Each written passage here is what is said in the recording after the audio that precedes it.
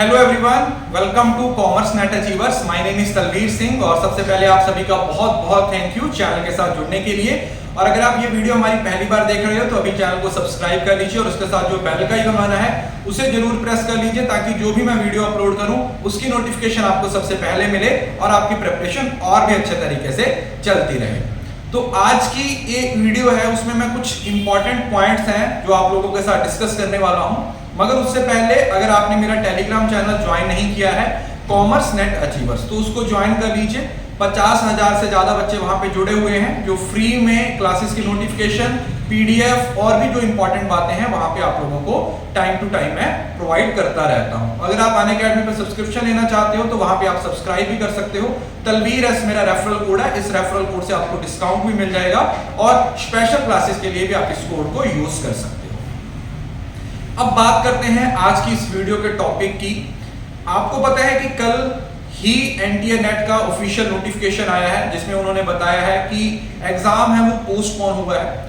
सबसे पहले तो इस चीज के लिए एक कंफ्यूजन है वो थोड़ी क्लियर हो गई है क्योंकि पता था, ठीक है, वो तो ऑब्वियस था कि एग्जाम जो पोस्टपोन होगा ही होगा क्योंकि कोविड के जो केसेस है वो आप लोगों को पता है बहुत मतलब इस टाइम पे एकदम से पीक पे चल रहे हैं ऑल ओवर इंडिया।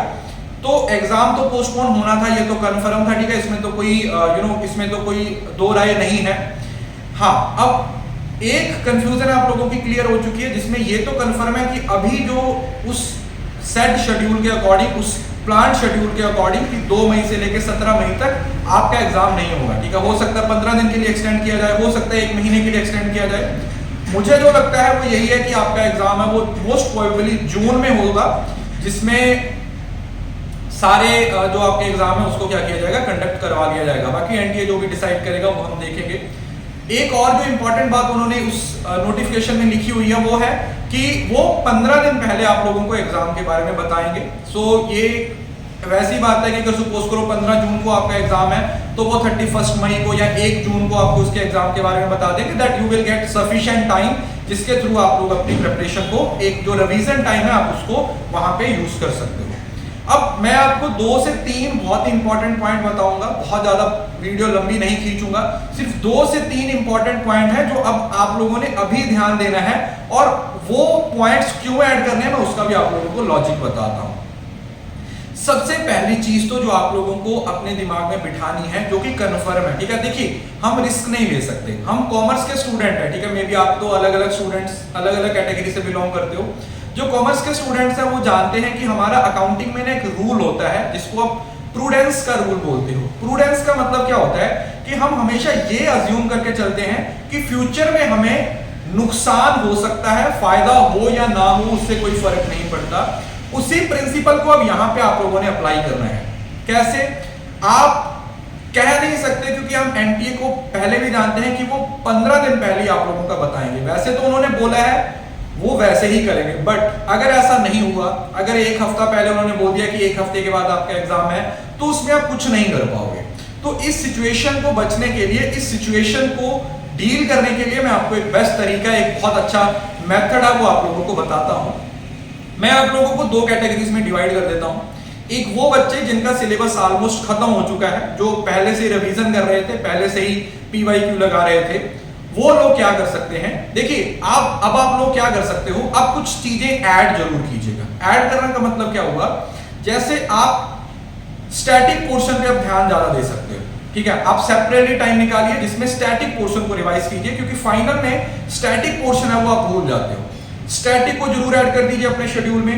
दूसरा, मॉक्स को ऐड कर दीजिए। अब आप मॉक्स की प्रैक्टिस कर सकते हो अनअकैडमी के फ्री प्लेटफॉर्म पे भी और पेड प्लेटफॉर्म पे भी बहुत सारे मॉक्स हैं वो अवेलेबल हैं। तो अब आप मॉक्स की प्रैक्टिस कर सकते हो डेली बेसिस पे। एक मॉक आप पेपर 1 का या अल्टरनेटिव डे पे एक दिन पेपर 1 का, एक दिन पेपर 2 का मॉक आप दे सकते हो जिससे आपकी स्पीड है वो, एक्यूरेसी है वो बढ़ जाएगी। तीसरी चीज जो पीवाईक्यू से रिलेटेड है वो ये है कि जो पीवाईक्यू है ना, अब उसको आप डिटेल में पढ़ सकते हो। और भी सपोज करो आपने एक बार पीवाईक्यू लगा दिए, दूसरी बार जब लगाने बैठोगे ना तो साथ में वो सारे पॉइंट्स लिखते रहिए जो नए आए हैं। नए पॉइंट्स का मतलब क्या होता है, बहुत सारे क्वेश्चन ऐसे होते हैं जिसमें कुछ ना कुछ नया कंसेप्ट होता है। जैसे सपोज करो एक थ्योरी है, उस थ्योरी के बारे में आपको नहीं पता, वो पहली बार पूछी गई है, तो इंस्टेड कि आप उसको वैसे ही छोड़ दो, आप उसको एक बार जाके गूगल पे सर्च कर सकते हो। मतलब नॉलेज एनहांसमेंट, इसको वैल्यू एडिशन बोला जाता है। ये छोटी छोटी चीजें जब आप अपनी स्टडी में ऐड करोगे ना, तो आपको खुद रियलाइज होगा कि आपका जो पेस है ना वो भी इंक्रीज हो गया है, आपकी नॉलेज है वो भी इंक्रीज हो गई है, और जो आपका कॉन्फिडेंस है वो भी बढ़ जाएगा। अब ये सारी चीजें आपने तब तक करते रहे ना जब तक एनटीए का ऑफिशियल नोटिफिकेशन नहीं आ जाता।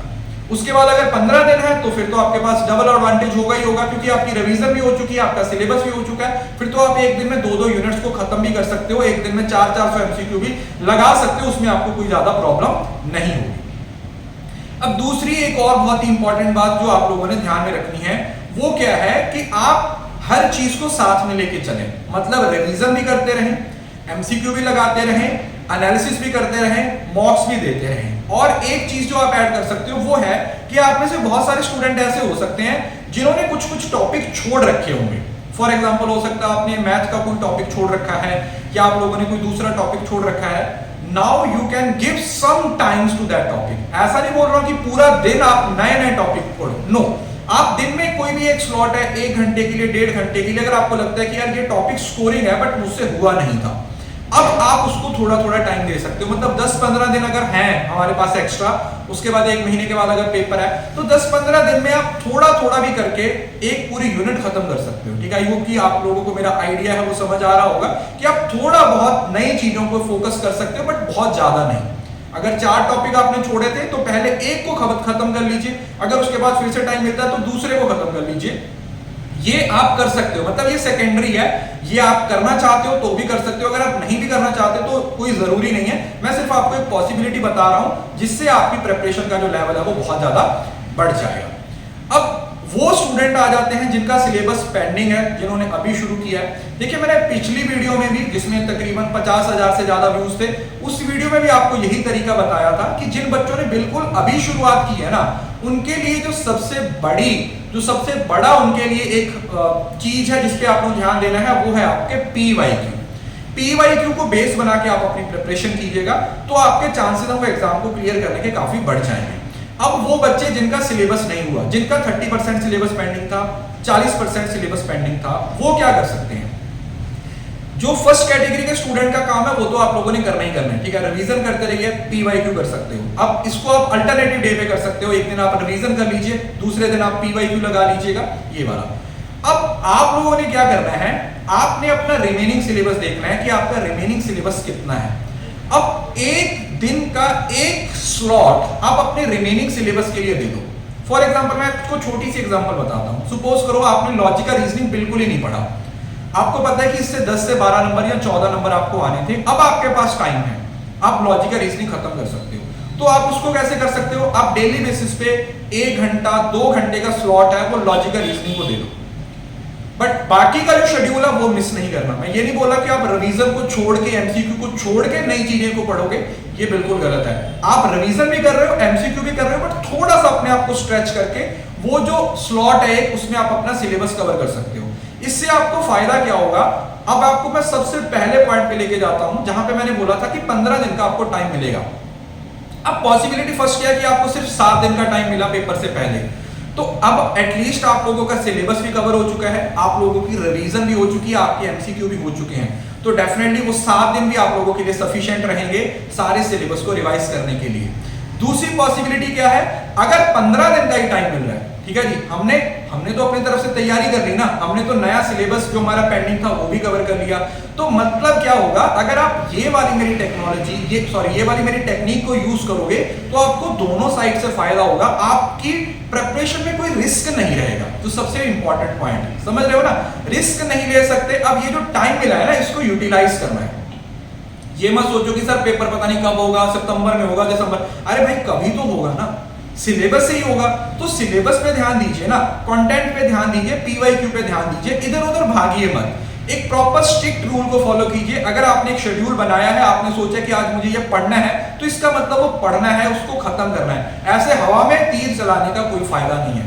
तो ये कुछ पॉइंट्स हैं जो आपने लास्ट मोमेंट पे आके याद रखने हैं। पीवाईक्यू, एमसीक्यू की प्रैक्टिस, मॉक टेस्ट की रिवीजन और सिलेबस की रिवीजन, और साथ ही साथ एक स्लॉट आप अपनी सिलेबस को दीजिएगा डेफिनेटली जिन बच्चों का सिलेबस पेंडिंग है। कुछ भी वैल्यू एडिशन हो सकती है जो आप कर सकते हो। ठीक है, आज आपको पता है रामनवमी है, तो उसकी तो सभी को बहुत बहुत शुभकामनाएं। तो मैं चाहता हूं कि आज से आप एक नई शुरुआत करो, एक वैल्यू एडिशन करो। इन सारी चीजों को ध्यान में रखते हुए अपनी प्रेपरेशन के लेवल को एक लेवल और ऊपर लेके जाना है। ठीक है, अब बहुत सारे बच्चों की प्रेपरेशन अब खराब होने वाली है, मैं 100% श्योर हूं।